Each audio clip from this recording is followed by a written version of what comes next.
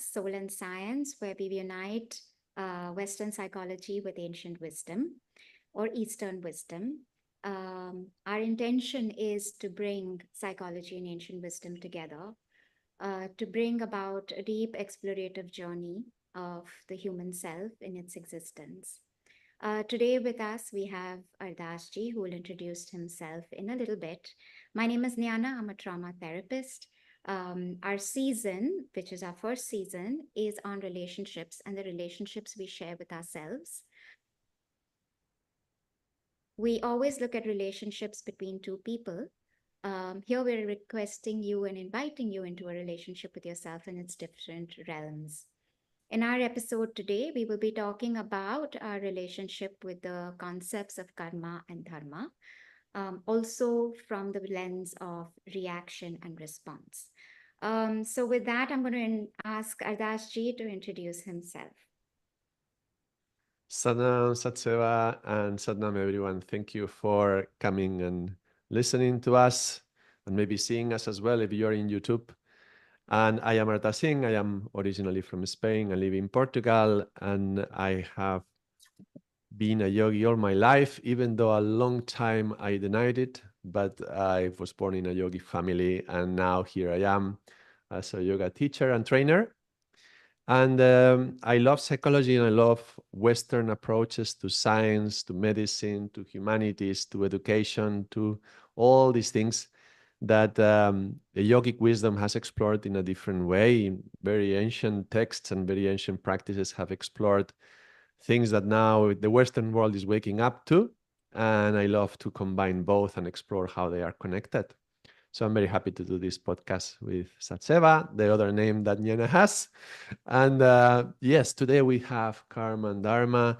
And last week we talked about emotions in general, but the very end of the podcast, we introduced this concept of forgiveness. And I think, excuse me, that topic connects very well with today because when we experience karma, and karma can be both good and bad, okay? Because very often when we talk about karma, we talk about like bad karma, generally like it's become like a fashion, no? Something's happening to you, it's like, oh, bad karma, man. So it's become like a fashion, and we believe that this, let's say something bad has happened to me, and then we either don't forgive the one who has caused that trouble to us, or if we have been the cause of the incident or the accident, whatever happened, then I feel guilty and therefore I don't forgive myself for that. And so I think karma is going to be very, very connected to the concept of forgiveness. And in the last podcast, I introduced this methodology within the yogic understanding that there is a recognition and there's an acceptance and there is an agreement to what happened before the, let's say, the karmic charge associated to that event is released. So when you can forgive, yeah, when you can go through this whole 3 steps, recognize, accept, and agree, and end up in the gratitude of having completed the process, then the karmic charge is released. But I did, that was like the last 5 minutes of the podcast, and I thought it wasn't enough time to honor the concept of forgiveness. And I also wanted to ask the psychological approach to that. So I would like to start today, if it's possible. Satseva, can you tell us what's the psychological approach to forgiveness? How do you psychologists help a client who comes with a deep issue, whether it's feelings of guilt or feelings of a victim? How do you come from there? How do you move from there? Um, when somebody comes in with that, and I think that's such an important part because it comes down to our narrative and our filter of our life that I'm a victim and this has happened to me, and a lot of time it comes from the space of, oh, this is my bad karma, and therefore look at karma more as a punishment rather than something that I can learn from. And so when I label myself a victim, I'm stuck there forever. I'm so bad, I've done something terrible, I cannot be forgiven. And the term bad that we pick up, and usually we pick it up in childhood as we see it, and that continues to remain the narrative. it's really interesting because we want to hold on to that narrative, right? And forgiveness, as we go through that journey of healing, of really looking at whether that's the truth of that story, that you're bad, or that um, nothing about that label can ever change, right? You're able to see that you're the one who's judging and punishing, and who would you be if you're able to let go of that? So while Well, we able don't, to see, you were just saying able to see that that's the recognition, isn't it? yes, That's that's the the part beginning. where you That's the recognize. first step. Yeah. Yeah. And then the second is to accept that, hey, I took on that belief, right? So And which are the steps from the psychological perspective? so, I mean, we don't really have specific steps to forgiveness because we leave that whether to where the client wants to go with it. We don't say you need to forgive or not forgive. And in fact, you'll hear a lot of spaces that say you don't need to forgive, right? But where we get the a client to see, again, depending on where they come from, whether it's, for example, sexual abuse, right? When actually you find that the person says it is something that I did wrong, that this happened to me, right? That we are able to bring forgiveness into letting go that it was my fault. And that is a deep journey of healing. So it is, if you look at it, a recognition and acceptance and an agreement in a lot of ways, as you have said, are the steps from a yogic perspective. But really here it is the journey of unlayering how the belief that was taken as that it's my fault serves the person or serve that person there. How is it continuing to create pain, and how releasing that would transform their narrative to something called the truth, and that they're able to do so from a perspective of neutrality, from a Can space. they truly reach? Because you did mention, sorry for interrupting, you did mention that you don't necessarily need the forgiveness in the therapeutic process, but can you really get to the neutrality without forgiveness? I mean, can somebody get to true healing without letting go of the victim attitude or mentality? No, it's not. But the neutrality comes when we start bringing in the observer, as we call the true self, into the therapeutic space, or the compassion into the therapeutic space, and we're able to see it from the experience of neutrality and juxtaposing it, saying that, would you say that about someone else? Right? And that you're able to bring in compassion, A, for the self, which is consciousness towards the self, the witness into the room with the self, and then saying, okay, so does that mean then this is the truth? So we come back to the notion of truth. And then we take away the label or the story or the narrative, which is the belief that they made. And then if that belief does not exist, then is there any forgiveness beyond A to the self and then B to the other? Because in these cases, the person is looking at themselves being at fault and they did something wrong.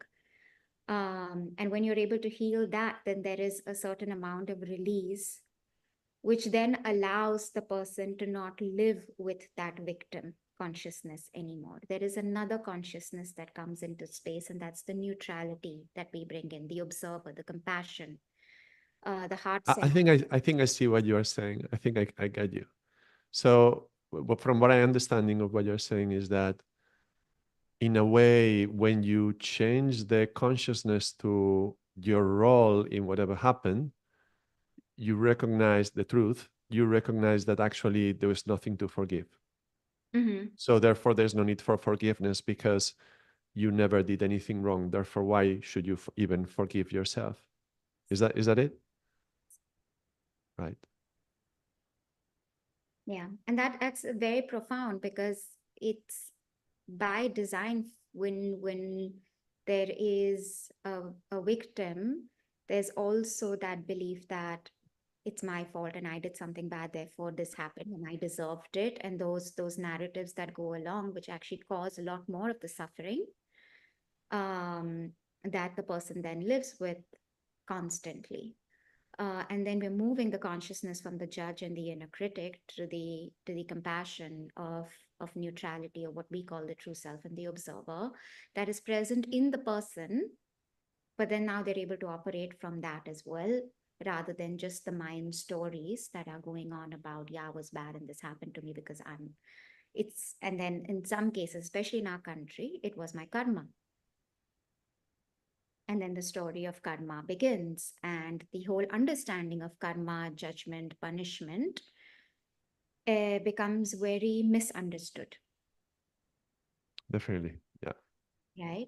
And so we become almost passive recipients of that, rather than understand that I can change my karma, and my karma is essentially also the narratives and these beliefs that I have taken on that continue to create a pattern of pain and suffering and programming in my life that can change. And that the more Right. I'm aware of these patterns and programming, the more I can sort of evolve with consciousness to change that, to change the behavior that comes from the compulsion of that story. Right. And then so I'm just going to take a step further, and then we'll come back to it. Yeah. The choice. Right.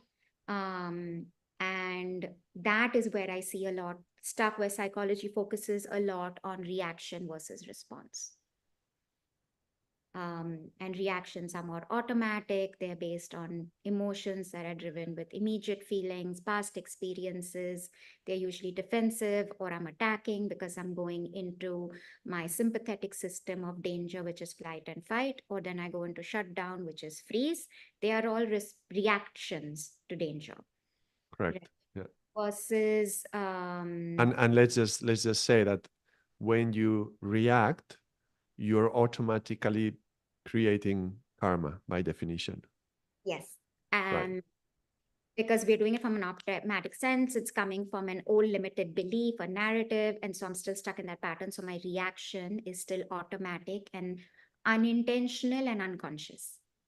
Correct. And if you remember last time, we talked about the window of tolerance, which is you're neither hyper or hyper arousal, but you're in your parasympathetic system, which is your, sort of your ability to be calm, centered, open, where you're balanced enough to make choices. You can take a pause, you can take a deep breath, come back into your center, and then you can choose a response.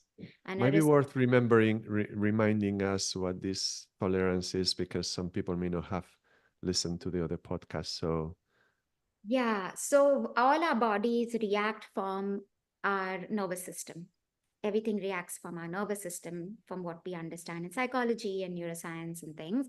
And that we have reactive, which is our hyper and hyper arousal, which is our sympathetic, parasympathetic. So if we are hyper aroused, then we're basically screaming, yelling, shouting, and all of it is to protect us from danger, because by design, it's our it's our coping to survive. But when we are operating, and we all have something called a window of tolerance, and most of our life we need to learn to develop and strengthen our window of tolerance, also called resilience in a lot of people, is essentially the part of us that is grounded, that is centered, that is living outside of an automatic, unconscious, reactive state, to the ability to pause and response, because I have that much resilience or a calm nervous system that is not triggered, because I'm able to be in the present moment. I don't immediately go back into the past and say that my mind has created already this narrative that this is what happened in the past and therefore I'm going to react.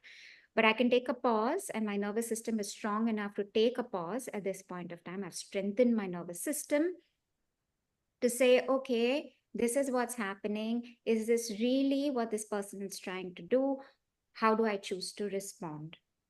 And will my response be aligned to who I am, my values, etc.? So it gives me the ability to pause between my what I'm feeling and my response.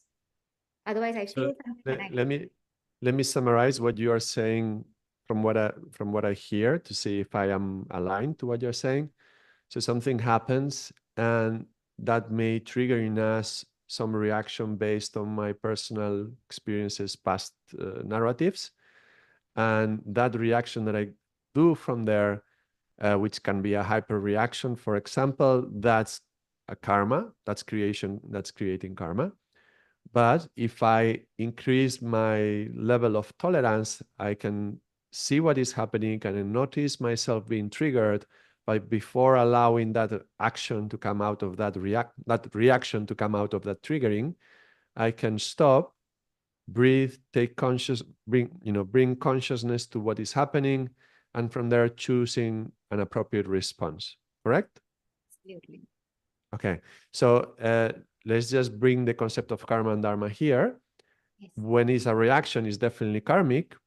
When you stop and you bring consciousness to the event and you are capable to choose your response, the response can be both karmic or dharmic. Yes. Okay, so our reaction is automatically karmic, but when you stop and choose to respond, that choice doesn't necessarily mean it's dharmic. It can be karmic as well. But I'm thinking maybe we are going too far away, because last week we were talking about emotions, and we started by defining emotions. Mhm. And because, what are we talking about? So I believe, like you mentioned before, there's a lot of misunderstandings around karma, and it could easily, for whatever understanding people have on karma, they may be hearing this and understanding it in a skewed way. So would it be worth defining first what karma is and how it operates? I think you can go ahead and help us with that, and I'll tell you how it is skewed. Right, definitely, absolutely. Good. All right, so I think it's important to define a little bit how the yogic understanding of karma works, because many people think that it's just, the punishments that I have to receive in my life, kind of like God being. We were just having a lovely discussion just before we went online about, God with a whip on the clouds, and a sadistic being enjoying how we suffer. But I think the main thing why many people stop believing in God is they cannot understand how there is so much suffering in the world. And they say, how God, would you say is all compassionate, would allow this to happen? Okay, so the suffering that we have to endure in our lives is linked to our karmas. Mhm. But not only the suffering, also the rewards that we receive. That's also due to karmas. Karma is both good and bad.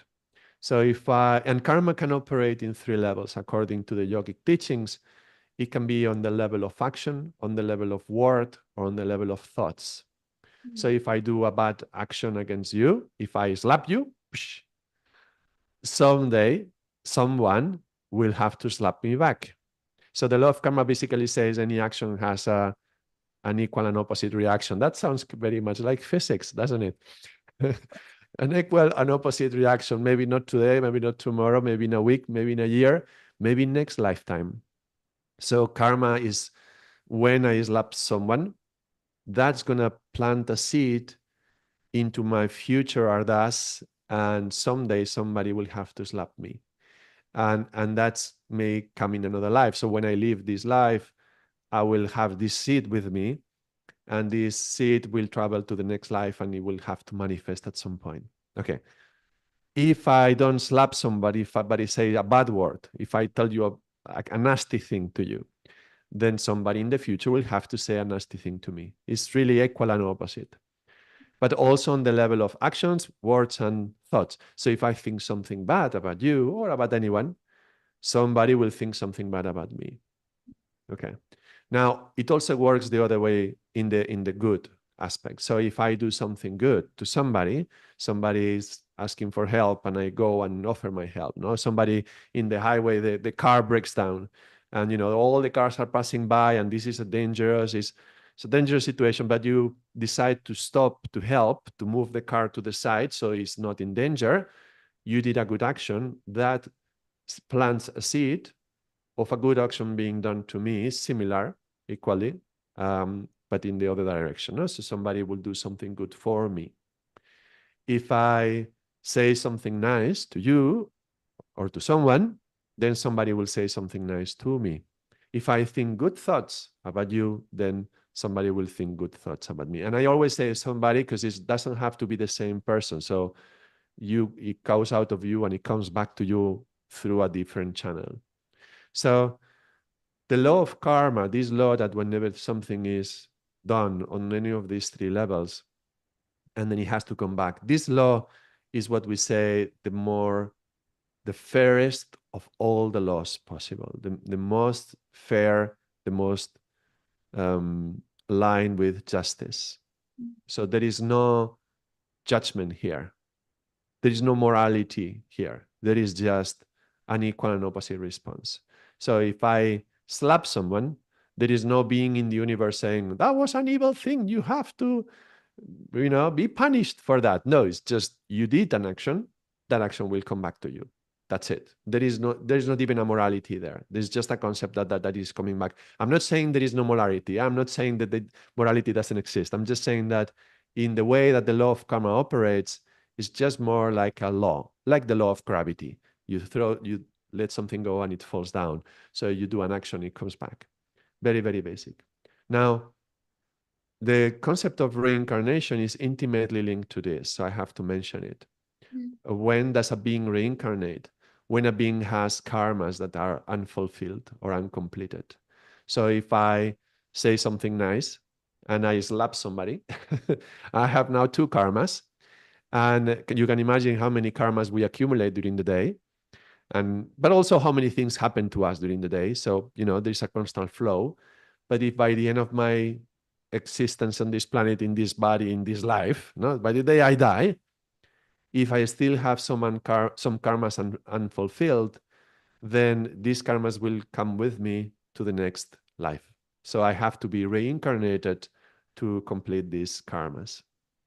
So the idea of reincarnation, it only happens because we have karmas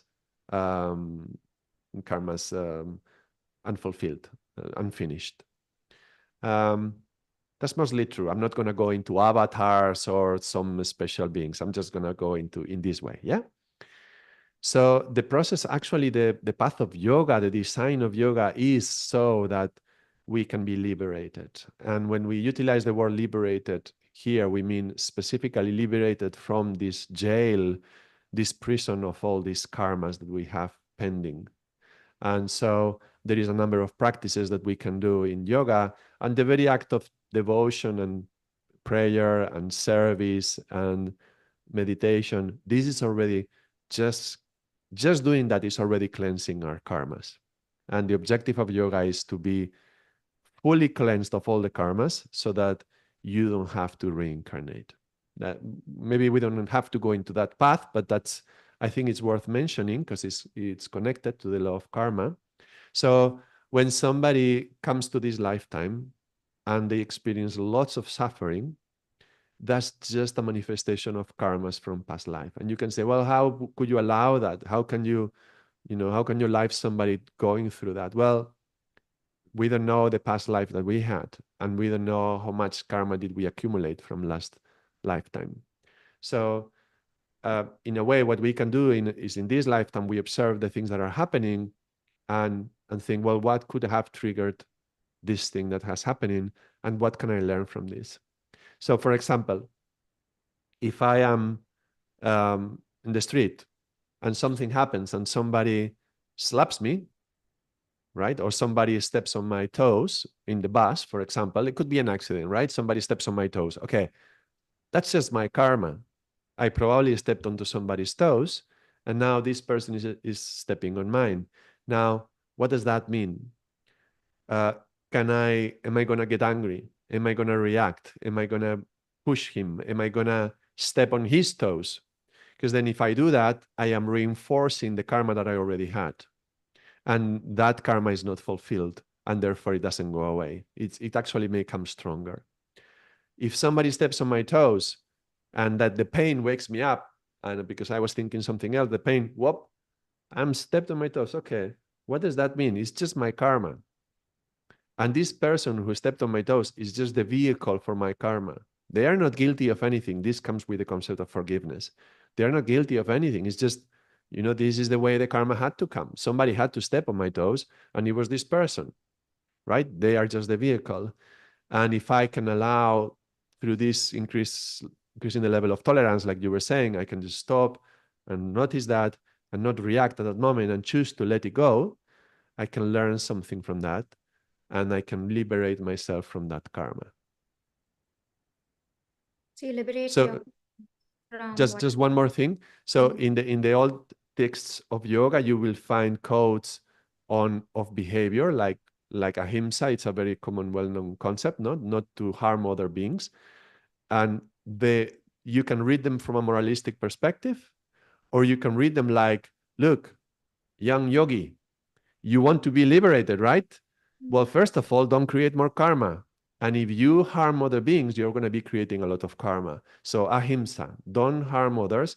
And that will be the beginning of stopping. First of all, before cleaning the karma that you already have, stop creating. And that's the path of dharma. That's what we would call dharma.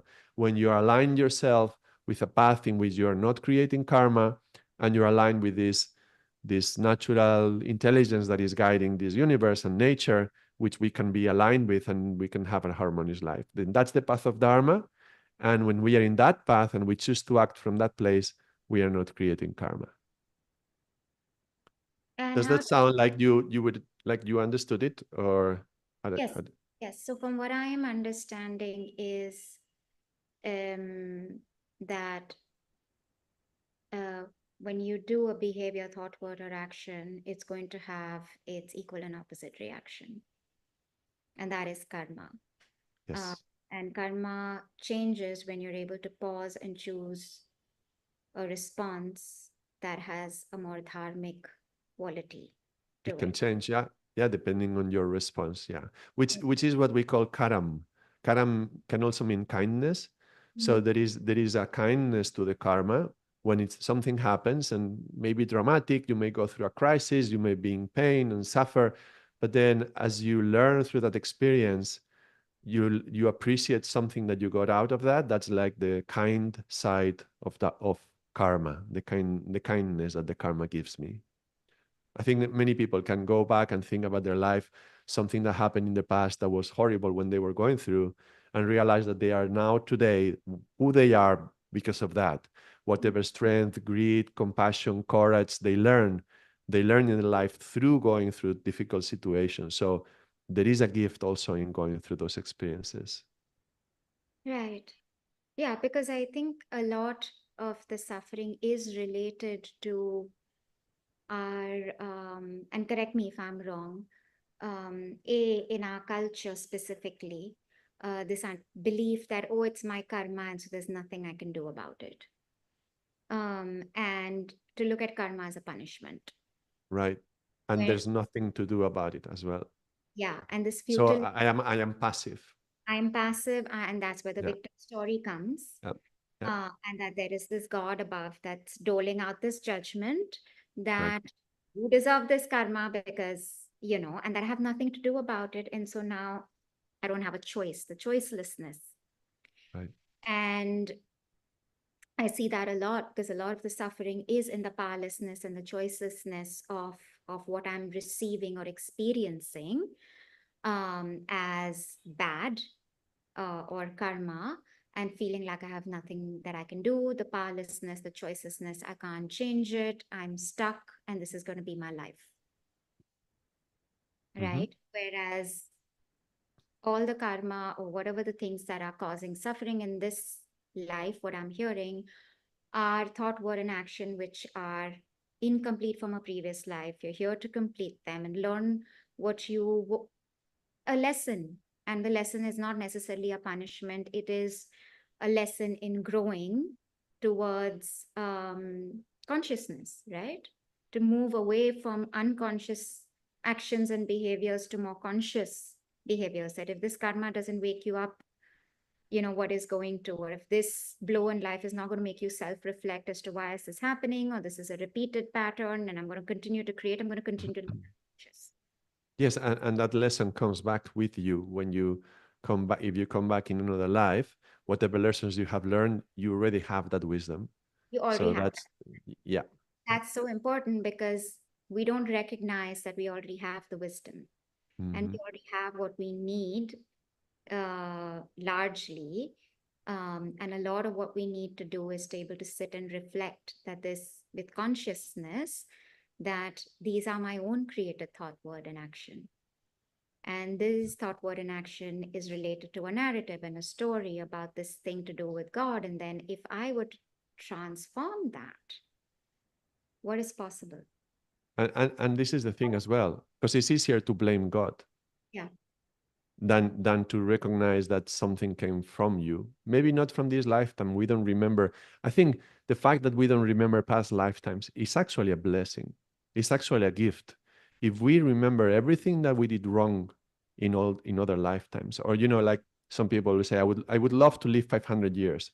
Well, you know, we struggle so much with the mistakes that we did in this lifetime already. It's already so hard, and many people, they go through life remembering very sternly the things that they did wrong, and sometimes they give much less emphasis to the things that they did right, but they particularly remember the things that they did wrong, or that something very wrong happened to them, and that takes more um, weight in their life than the things that the blessings. We say count your blessings, not your curses.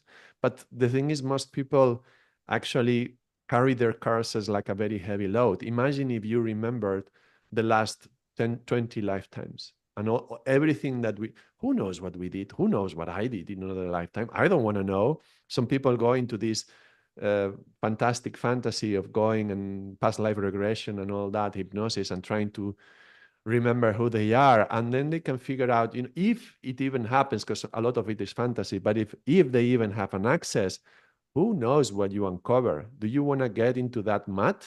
Because it's already hard to deal with the issues in this lifetime to go back to the others. So the thing is, when we are in this lifetime and we don't remember anything, one very easy option is to blame God and Mm. say, no, yeah, it's God's fault that this is happening, and not take responsibility for karma. But I think if you contemplate and you consider and you are open to the possibility that this law of karma, which so many societies and so many cultures speak about, if it's even possible, can I observe it? And many people will observe that there is also like karma express. You know, like you say a bad word and then you stub your toe on the furniture, right? Immediately. And it's like karma is like, okay, let's not take it to the next life. Let's put it right here. And that's a good way to realize as well. Yeah, karma can be very, very immediately realized. And so if you recognize, well, karma exists, well, then all these things that I was blaming God for, maybe it's not God to blame. Maybe it's just the consequence of my previous actions. I mean, of course, psychology, we don't look at karma, right? Even though it's when I'm coming from a psychology space, I'm coming with this predominantly being Indian, and it's such a big part of our culture Right. and right. I don't know if this is I'm sure there is, it's of some sort in every religion where you talk that God's punishing me for what I have done and forgive me, God, for my sins. And it's everywhere that this God is punishing me for something. And it's really interesting because the work of what we do is essentially to bring awareness to our patterns and our stories that are causing us this pain and suffering, that's making us behave in repeated patterns that are automatic and unconscious, which is actually in a lot of ways bringing you awareness of unconscious behaviors and patterns which you're creating thought, word, and action, which may be causing harm to yourself or to someone else. Well, that's the thing, no?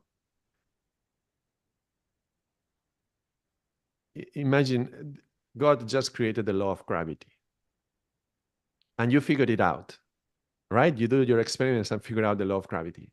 Imagine now, okay, I'm going to jump through my window. And then when I crash on the ground, I will say, God, why did you punish me, crushing me? God say, well, nobody asked you to jump off the window, right? So the law is there, and the law is universal, and the law is fair, and the law of karma operates in the same way. It's unescapable. But then if you figure out that these things are like this, and even if you don't believe in the law of karma, even from a perspective of psychology, your attitude is going to have an impact in the world. And that impact is going to be reciprocated. So if you are with a positive attitude and, with a good, kind and approachable, uh, mm, like, I don't know, like contact with people, if you can go from that place to other people, approachable and kind and happy and joyful, it's much more likely that you're going to receive the same thing back. So let's just take it like that, even if we don't want to call it karma, right? But just like you would not jump off the window because you know you would crash, when you learn that the law of karma operates like that, wouldn't anyone be like wanting to, of course, I don't want to go into reaction anymore. I want to do the response. I want to be able to give me that pause to be able to choose the response that I want to give. Because I don't want to jump off the window, because I know if I do the reaction, I know what's going to come back to me. And that's another thing. If something, if I did something wrong, I mess up. And today I was triggered and I couldn't stop myself. I was not tolerant enough and I couldn't stop myself and I did the action and I harmed somebody. Okay. Well, that karma is going to come back to me for sure. There's no, that's going to happen. Okay. But if now I go and I feel guilty about it and I start punishing myself, and like the Christians, we say mea culpa, and we have to hit yourself with a whip 3 or 5 times for every sin that you commit. Well, punishing yourself, that's more karma, because that's hitting yourself. That's also karma. So not only you have the karma of whatever you did wrong, but you also now have the karma of hitting yourself and not loving yourself and being bad with yourself. So you are creating extra karma. So the concept of trying to redeem ourselves from our karmas through self-punishment is actually the opposite and maybe even worse. Does that make sense? Yes, but it's also what we as human beings learn, that if you make a mistake, you get punished. You see, that's how school and parenting and all of that works. And then it becomes a conditioned learned behavior that when Not necessarily, but that's the most common, yeah? most common, it does. I don't believe in punishment. I think there is a lot of parents nowadays who don't believe in punishment to help the education of the child. But I understand that's very common. Yeah. Predominantly, that's, I mean, we are seeing more conscious parents. That's, I'm not saying that isn't true, Yeah. but I'm saying predominantly that has been the nature of which we are conditioned, right? Yes. To behaviors that are quote unquote expected or Yes. considered right. And that's then what we start doing with ourselves, right? That becomes your inner critic, and then that's Correct. the sort of cycle, or the cycle of self flagellation, self dislike, self blame, self belittling that continues. That gives an emotional response. Emotional response gives a reaction, and then that's a lot of what we're stuck in. We're stuck in the way we perceive the world through those filters, then, of those narratives and beliefs. But when we become aware of it, then we have a choice that I don't need to believe this about myself or treat myself like that anyway. And then when I change that, I change the perspective as well as the way I treat myself and others. Mm-hmm. Right? And that's the path of transformation that Yes. we see in therapy. How do you relate that to what we share, to dharma then? And what is dharma? Because we're always talking about karma largely. Very few people talk about dharma, right? And Yes. again, dharma is quite misunderstood, right? Dharma is considered duty. Right. Right. And I don't think it is as small and contained and passive as duty. So I would like to kind of put it out, because a lot of times we see people doing it, saying it's my duty, it's my duty, but they're doing it from a karmic place, which is a lot of resentment, hate, dislike. There's so much of pain and suffering going into that duty. But I'm like, how is this? how is this helping? How is this you doing your duty? How is this helpful to you if it's causing you more pain and suffering? And it's so I'm just out of curiosity, what is a clear, simple yogic understanding of dharma then? Can Yeah, I will have to check what the word duty means, because how do we use that word? And I think it implies a lot of responsibilities. And if duty also implies if you don't do it, something bad is going to happen, right? no, it is serving without let me actually, as we speak, look for the meaning. How about Sure, look for the definition. We'll be informed in our conversation. um so it says a task or action that's required to perform as a part of one's job or a moral or legal obligation. Who has the legal or moral obligation on what I have to do in my life? Well, that's how uh, we are taught. For Yeah. But that's the thing. We use a word into a context that I'm not sure is applicable. Like, this is not our job. This is our lives. But I like the word duty, actually. So let's take it on. Um, if you read the Bhagavad Gita, the one of the oldest, most beautiful texts from Indian literature, and Love how Ardaas ji, you from Portugal, sitting there, bring up the yes, Gita. I think if we had to summarize Krishna's teachings uh, in one sentence, would be do your duty, in a way. So it's funny because that's a text, it's a very old text, and in a way, it's the culmination of Indian philosophy, Indian morality, Indian teachings on wisdom, and also about yoga. So this is a text where one of the first texts where the concept of yoga is introduced. So for me as a yogi is very important. Now, Krishna says, do your duty. And what does that mean? What would that mean? And what is Dharma? Okay, so let's take it from there.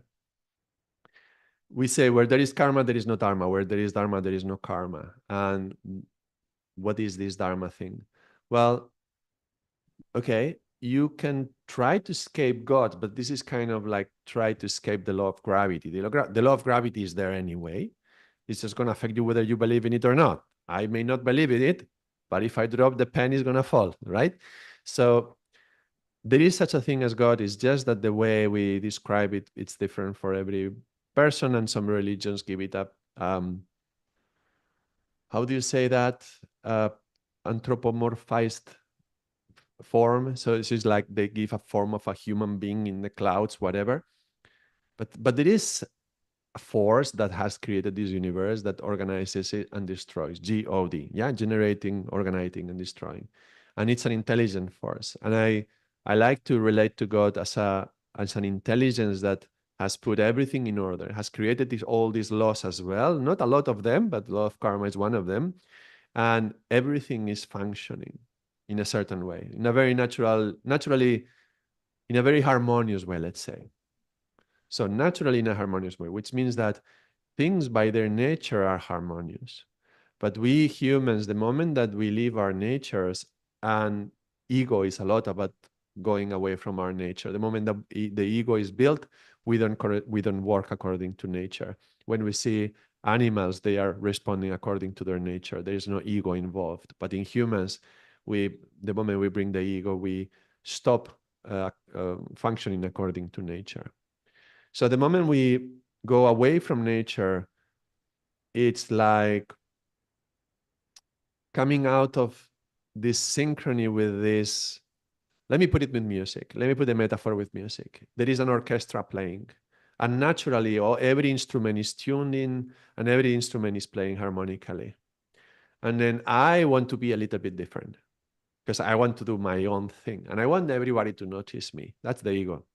So I have my own, let's say, violin, and I'm going to start doing my own little thing there.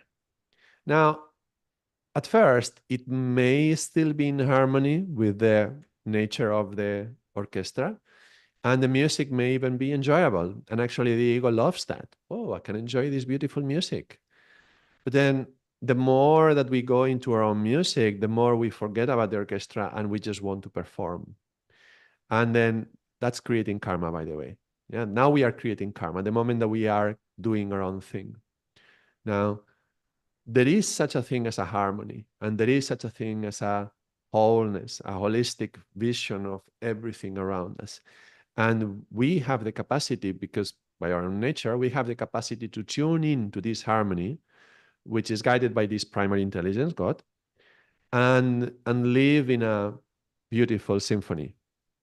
Or try to create our own music away from this symphony, but doing the concert at the same time, and create a cacophony of sound that is going to be disturbing for everybody to watch or hear, let's say, and disturbing for ourselves.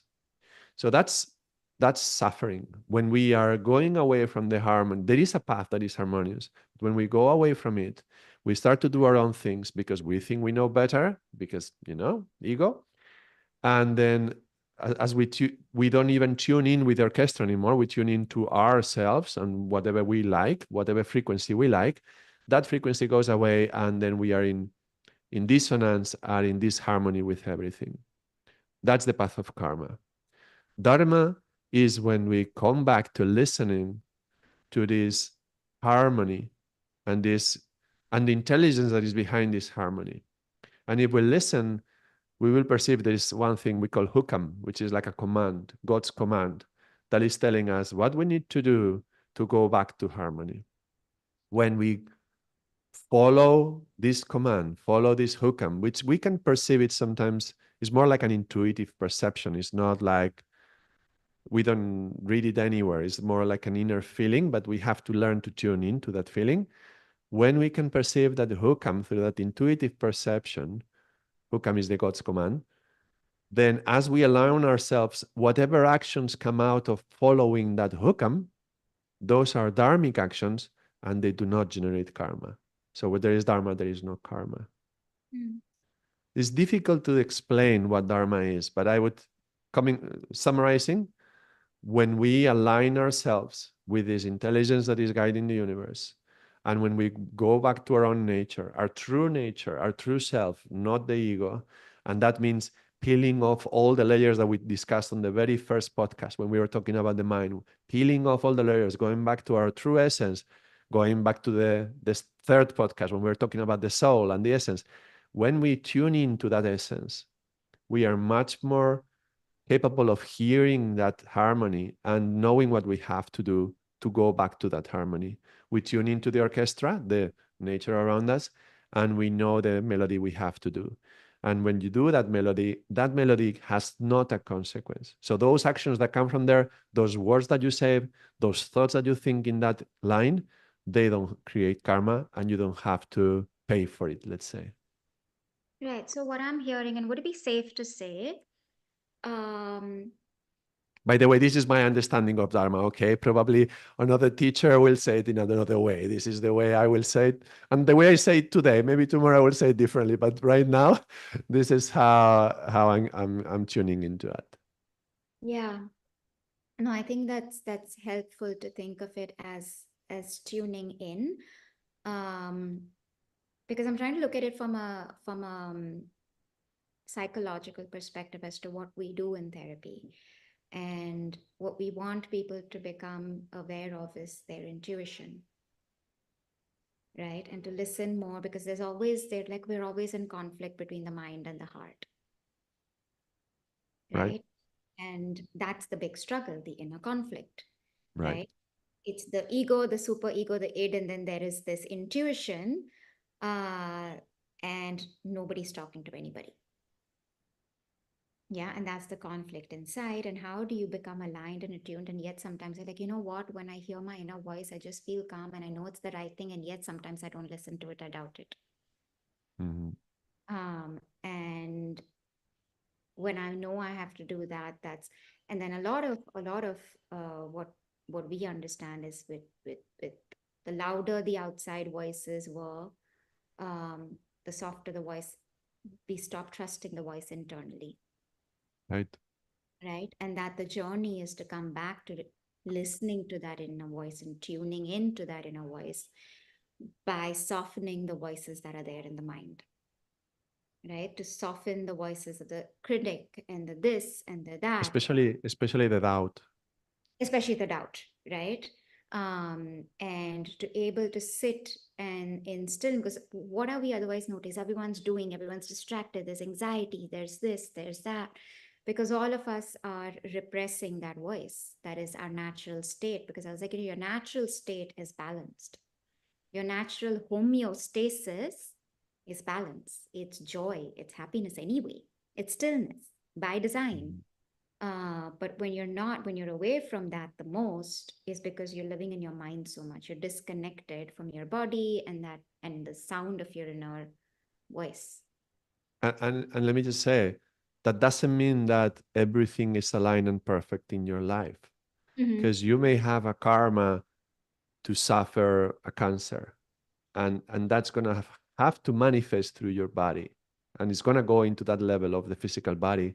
And yet the way you can battle through that, it can be a dharmic way, and you can be peaceful within, and you can bring, maybe you even suffer the ultimate consequence in this body to die through it. But through the process, you can heal yourself, not how do you say that, cure yourself, but you can heal yourself, and you can heal the family. How often do we see somebody getting a cancer in a family and everybody coming in to support?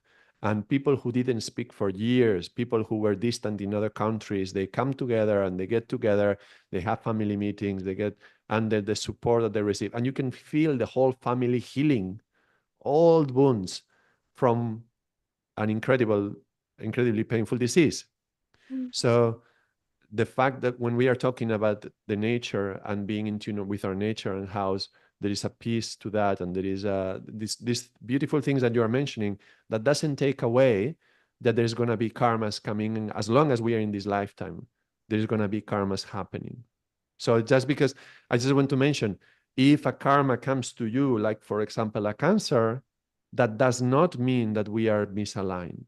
That doesn't mean necessarily that we are not aligned with Dharma. That just means it's a karma that has to go away. It just has to release itself. So don't take that as a judgment when we have a disease, or, oh, I'm doing something wrong because Mm-hmm. I'm having this disease. I mean, it's good to always check, right? Because there is such a thing as psychosomatic disorders, and there's all sort of influences between the different levels. Am I fine on my emotional level, on my psychological level? Is everything aligned? Okay. If not, I correct it. But otherwise, okay, fine. But at the same time, don't take it like something karmic is happening. That means I'm doing something wrong. Right. That's the doubt. Coming back to the doubt. Yeah. Right. But it's also, even if there is a dharmic, there is a quality, the quality of your response can become dharmic. And that's Right. right. Or how Correct. you respond to Correct. that experience is Correct.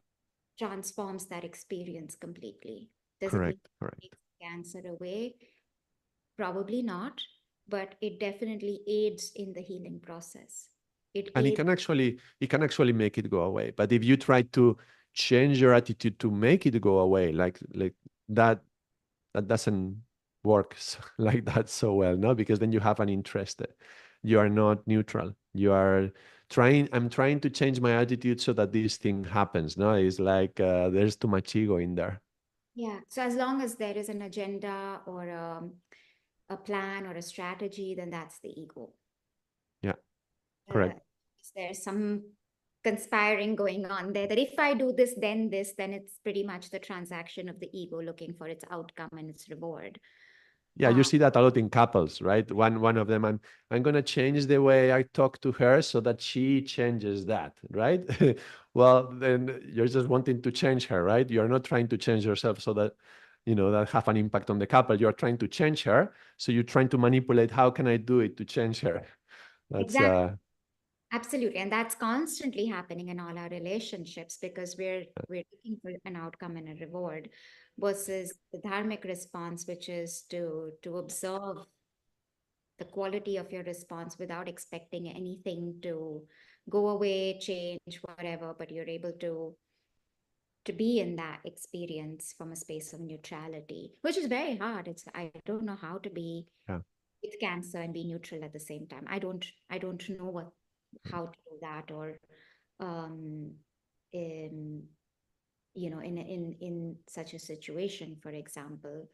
I think these things maybe in hindsight you possibly can, but it would be interesting to me to see if there are people who are able to go through that with neutrality and that deep understanding.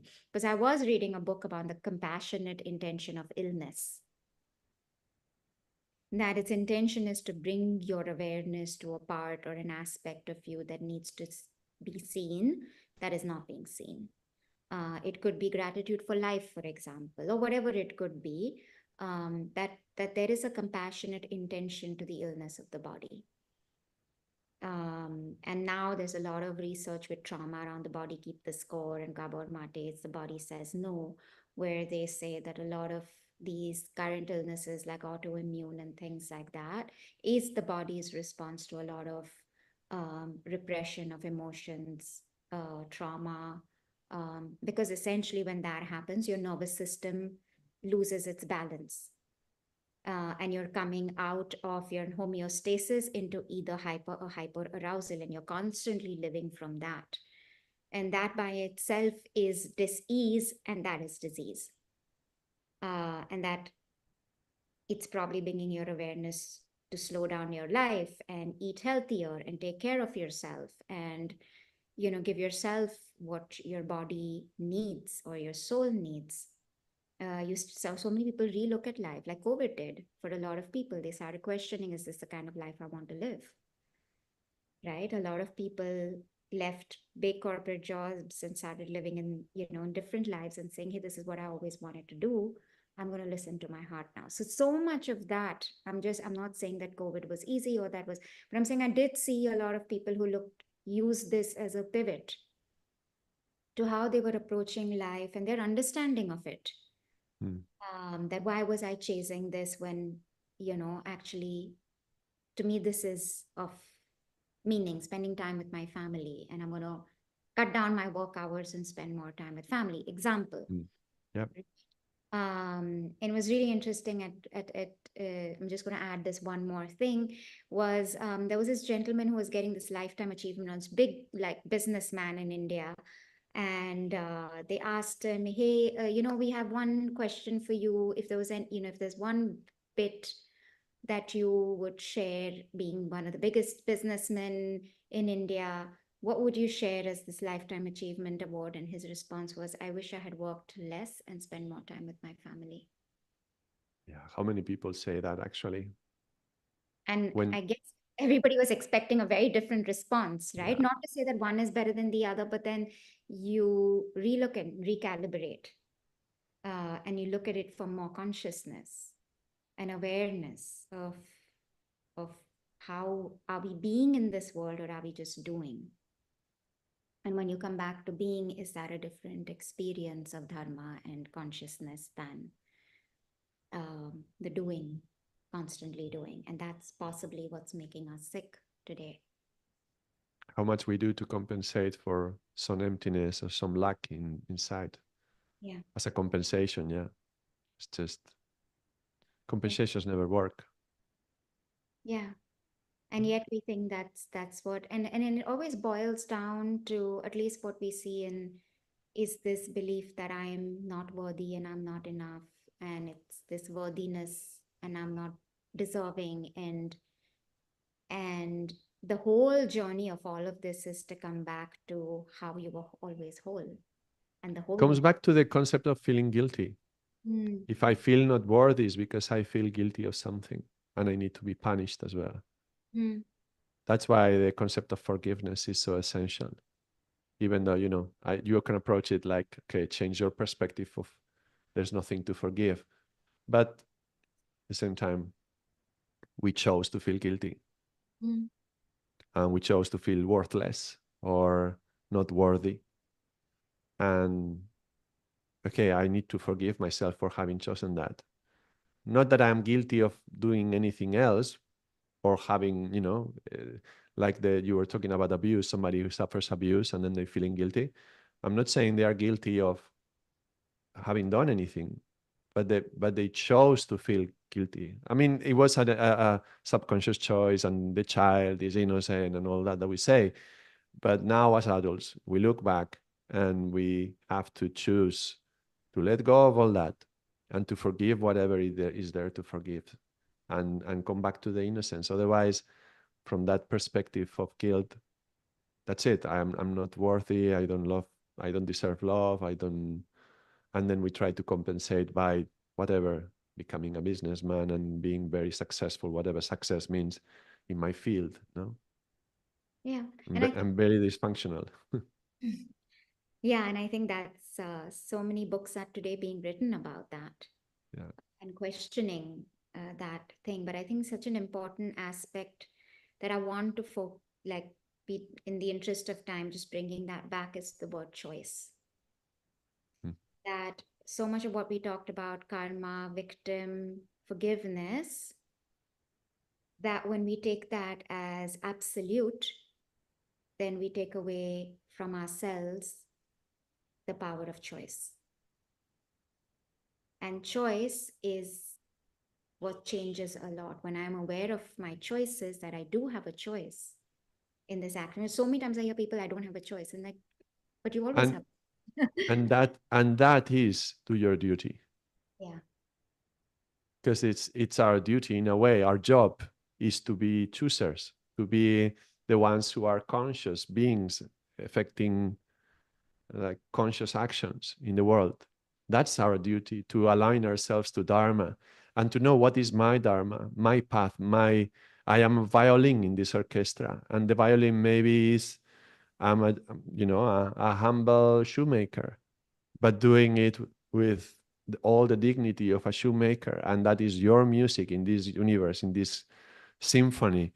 And that's my duty, to be there, the best shoemaker I can be, and to make it align with the all what the spiritual teachings say. So that's the duty that Krishna speaks about, I think, Yeah.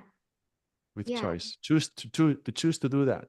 That takes responsibility a lot. That's very heavy. Many people don't want to do that. Yeah. That's what Dharma is. I think when you say responsibility, that you're choosing with consciousness and that you do have a choice. And that as long as we remain unconscious, we will blame and we'll put it on somebody else. And that also makes us powerless. And it may be true in a lot of situations when you're living in anarchy and things like that. That's different. But on a day to day, in a moment to moment, to become conscious of the choices of what we think, what we say, and what we do. And one more thing as well. No matter what happens, no matter how terrible the situation, no matter how little maneuver do I think I have for choosing, because everything is happening in this way, I have no choice, right? Like the struggles to keep a family afloat and not having money and having to work 3 jobs and being like, how can I choose anything? I cannot drop I cannot drop a job to just do more yoga or whatever, because I cannot. I have to support. No matter how difficult the situation may be, no matter how narrow the possibilities seem, we can always change our attitude. So that's a definite choice. We say in yoga, attitude of gratitude. So whatever it is, count your blessings, don't count your curses. Attitude of gratitude, that is the minimum amount of choice we always have in any situation. Right. And actually, that changes our perspective from not enough and lack to gratitude and enough. And that in itself is a different way of leading life, I think, than the other one. And that is a choice. It's like the Muslims say, inshallah, right? Inshallah. Inshallah. Yeah. Yeah. So I think that feels like a whole place to come to a semblance of closing our podcast today. What do you feel, Ardaas ji? Yes, definitely. Remind us what will be the next topic. I think it's going to be your favorite, isn't it? Uh, it's about truth, Yes. conscious choice, awareness, and truth. Um, Right. I invite you all next week, Friday at 5:30 India, 1 p.m. Portugal. Join us with your questions, interact with us. We'd love your questions. If you can't be there, send us your questions earlier on. You can send it to admin@safe-space.in. We'd love to answer any of your questions, post them to Ardaas ji, and we look forward to seeing you next week. Yes. I look forward to seeing you too.